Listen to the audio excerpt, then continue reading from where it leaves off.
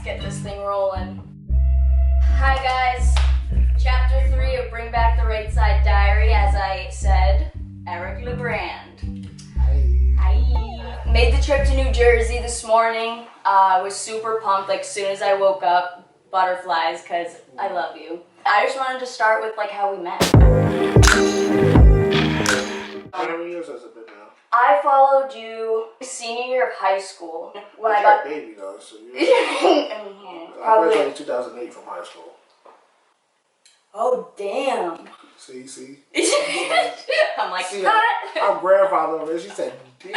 I followed you on Instagram, and then when I got to college to play softball at St. Joe's, there was like a social media rule. So I just never went on it. But ironically, I think it's just because of the hashtags and stuff. After my accident, I was still in Spalding in my second month, and you popped up.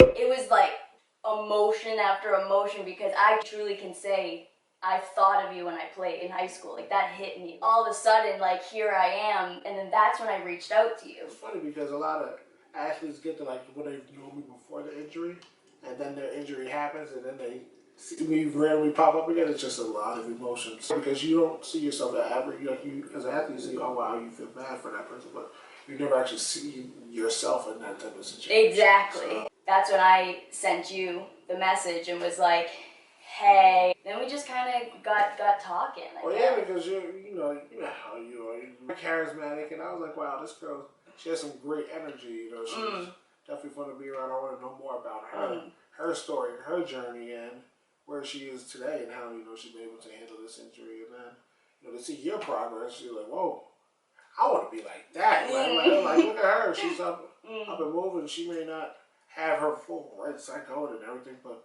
look at her, and then start throwing up the balls and hitting the softball these different ways and stuff. I'm like, a lot of trial and error. This chick is cool. Deeper than Bukowski in a submarine, about the dopest metaphors and similes you ever heard on wax. Ask anyone you know, because I kick the illest flow. And if you want to know more about Wesley Willis, then just ask. Especially with the nerve pain and things. That was. And then the stinging of the bat, because I was like, what is it like to hit a base? Yes, I remember and that. And you were telling me that the nerves, like, as soon as you hit it, it's like, it was awful.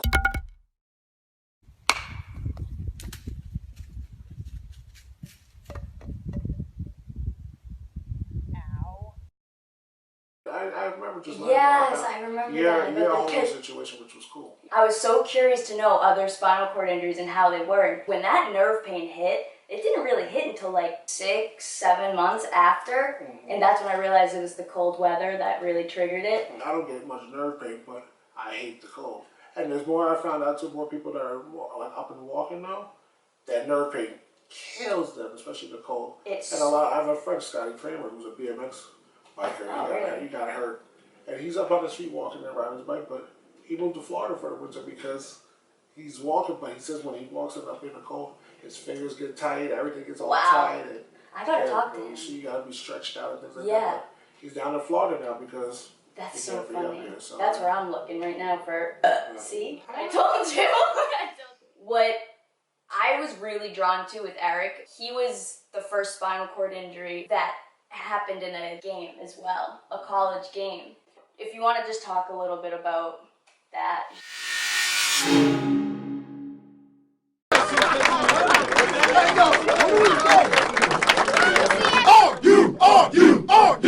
You! Say you see a fool! Say you see a fool! They talk some trash! They talk some trash! We play with class! We play with class! You see that score? You see that score? They don't want no more! They don't want no more! We won that fight! We won that fight!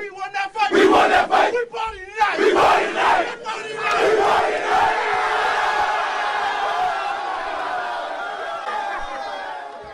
Went to school at Rutgers. I was in my junior year.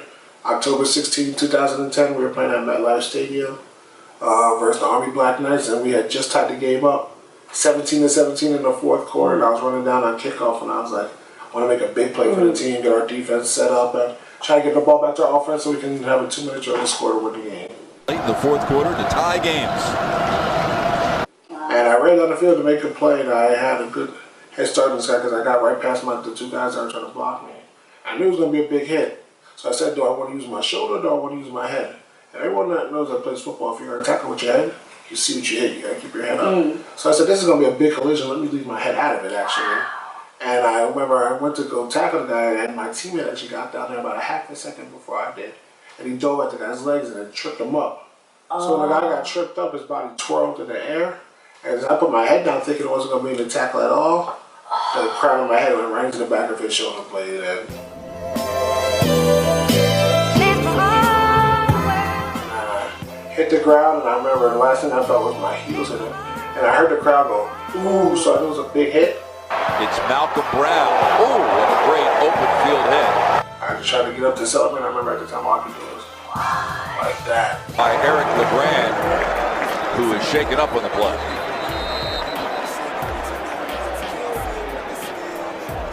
Just barely even like that, and then, the trainers and everyone came On the field, made the tackle.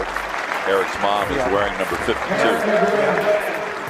You said before, leading up to it, like, the fact that you're like, oh yeah, no, it's good. I want to make a big tackle, carry the momentum, like, that is so cool to me. Yeah, well, when that adrenaline's going here. Yeah. You know the exact moment you gotta be in that particular moment, what needs to be done and all that type of stuff. Just the attention to details of the situation. That's what I was in, and I still remember it to this day. It just sticks with me, the moment of that game. What I almost get emotional about with that is I can't remember the moments leading up to my accident, but the way people have described it, I'm like, oh yeah, like I was ready to roll. Did you black out or? Oh, I was knocked out completely. See, you knocked out. A lot of times people do knock out. How did you not knock out? That's what people ask me all the time. Did you get knocked out? Did you have a concussion? Do you have a brain injury? Yeah. Did you have full speed? I'm like, no, I was wide awake and I'm sitting there like this. You got a hard noggin though. I know that helmet, Yeah, that's true. It saved me and also destroyed me. I was wide awake the whole time until I got into the ambulance and they put another oxygen mask on me, and I thought I was gonna be able to go like. Yeah. But at the time I had paralyzed my diaphragm. Yeah, I was gonna say, so that must have been getting difficult. That was so. I got scared and I blacked out. This Bring Back the Right Side series is people I've met since my accident who have impacted my recovery for the better. Eric, the moment I think of and why I wanted you in this series, I was kind of venting to you like in one of our first conversations, and you said, well, someone always has it worse. I never really zoomed out of my accident. It was like I was so zoomed in on it, and when you said that, it was a game changer. Oh, I'm glad, because I use that a lot in my motivational speeches. The reason why I say because I'm always constantly reminded of it. Like when I go to therapy sessions and I see my life and what I'm doing, and then I see someone else's person's life that may not be as fortunate as I am, or don't have the same support system, and the life that they're living is just like, wow, it could be a lot worse. You see people going into therapy having to get, picked up by the transportation. That was 20 minutes late. They only have 30 sessions for the year. Every time they come to therapy, they're already a half hour late, and they can't get back home, and they gotta find their. Yep. I know. My mom's driving my souped-up van. My souped-up van. Up the highway to get into therapy, exactly, with no issues or anything. Yeah. Puts a lot of things into perspective. I think that is, would you agree, one of probably the most important things in this recovery. It's gratitude and perspective. It's just having perspective on your situation. It may be this or that, but it can always be allowance. You can be bedridden, laying in a bunch of pressure sores because no one's there to turn you. I have all the equipment that I need in the world when it comes to static frame, FES bike. I'm starting to get one of these, Game of Thrones style. Y'all later, baby. Or a bed that I need that rotates me at night. Alexa, turn the heater off.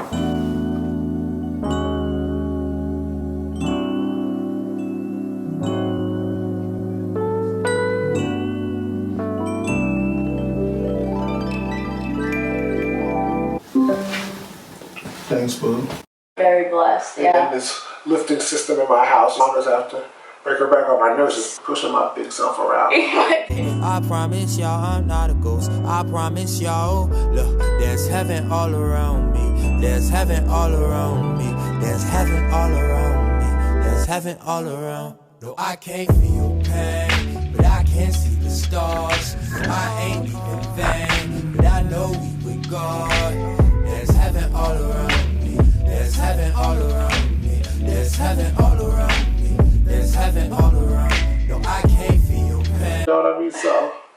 some people, they struggle, and it's unfortunate. I hear stories all the time. I'm over here Netflix and chilling.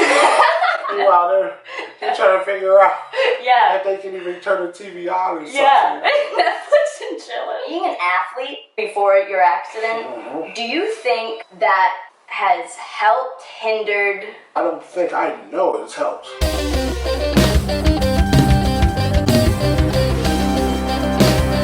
Just being an athlete, having that mindset of grinding away each and every day, working for a cause that may not be right there. You start winter workouts in the end of January, beginning of February, but you don't play again until September.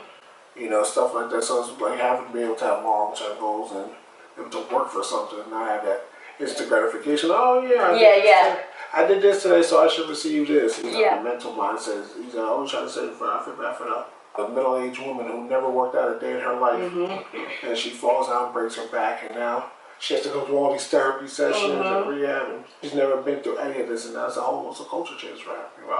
For an athlete, it's our daily grind. This is what we got to do when we go in. It almost becomes your game. Yeah, it is. It literally is, and you're the key player. It's exactly. And you celebrate those little victories when you achieve them, but then it's on to the next chapter. Exactly. People who I've met who were athletes, I get mostly yes. It's oh my gosh, absolutely, it's helped, and it's so interesting to me.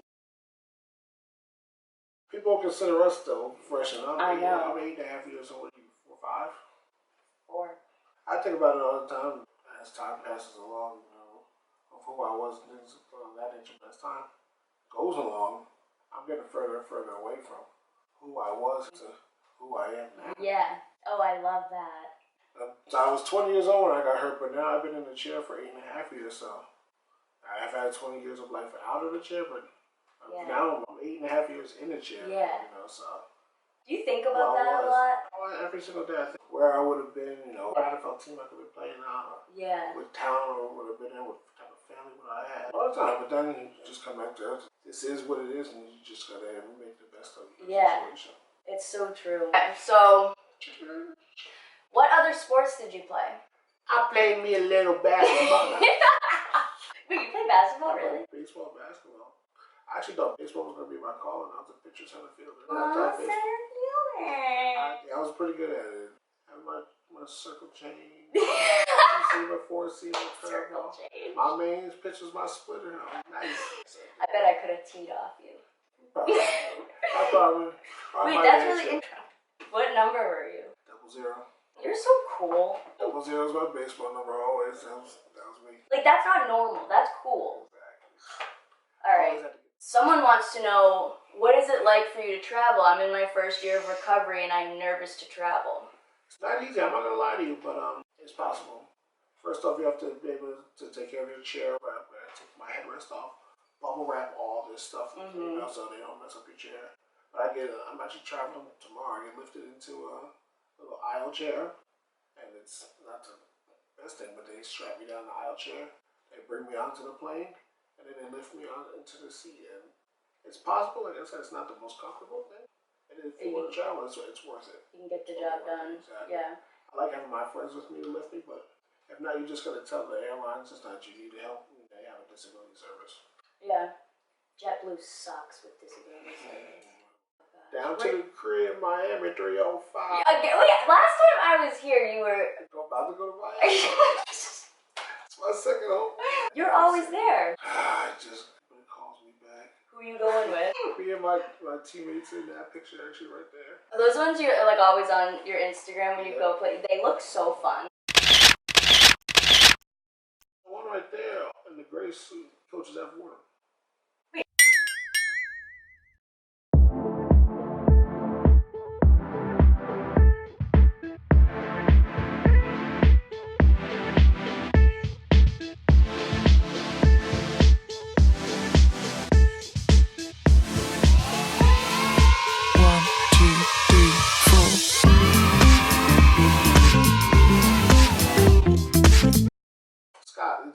Coach Is he new?